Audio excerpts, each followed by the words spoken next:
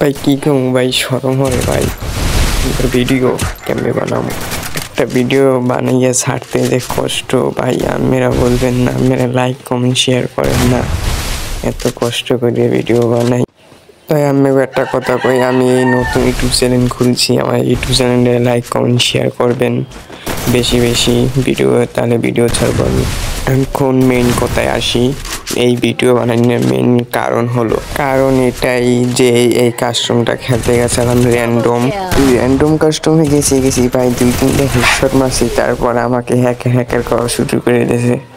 কি আর কইতাম, হ্যাকার কইছে ঠিক আছে, তারপর আমাকে কাস্টম দিয়ে কিক দিয়ে দিয়েছে ওরা। কাস্টম দিয়ে কিক দেওয়ার একটা কারণ আছে, সেটা হলো যে আমার জাম্পশট দিয়ে খুব ভালো হেডশট লাগে।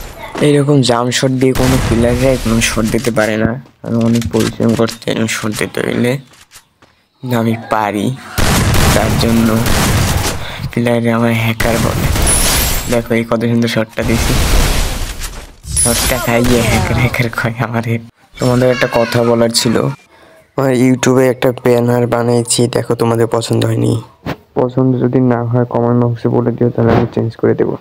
ও আর একটা কথা, এইটা আমার পার্মানেন্ট ড্রেস আপ, এটা দেখে রেখো।